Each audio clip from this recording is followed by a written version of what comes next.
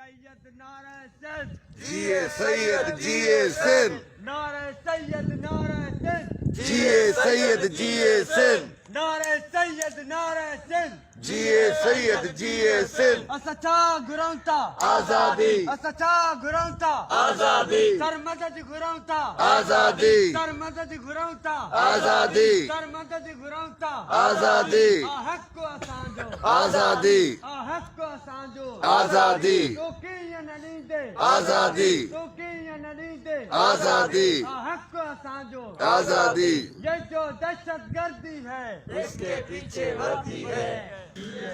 दोस्तो असां धरणे में आहियूं ऐं असां हिन वक़्तु कंडियारो थाणे जी आॾो छा थाणे में ई थाणे जी आगुर में ई धरणे में आहियूं छो त कल्ह असांजो मेज़बान सरमद आज़ाद खे खंबे गुम कयो वियो आहे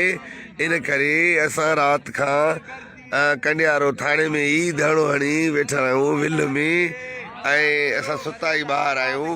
हीअ राति जेका गुज़री असांजी उहा ईअं गुज़री ॼण बर्फ़ जे कारखाने में गुज़ारी आहे।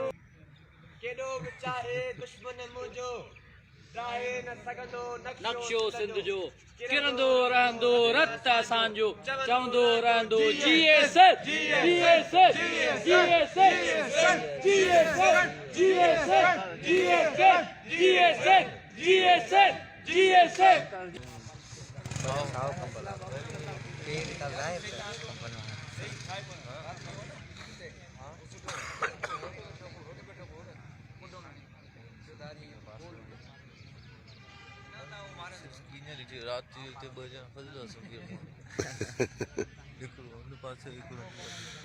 सिंध सभा लॉन्ग मार्च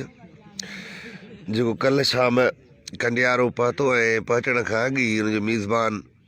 सरमद आज़ाद खे खंबे गुम कयो वियो आहे। सिंध सभा लॉन्ग मार्च पंहिंजे मेज़बान सरमद आज़ाद जे आज़ादी जे लाइ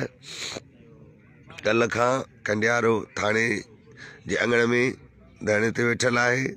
जेसीं सरमद आज़ाद आजो न थींदो ही धरणो जारी रहंदो।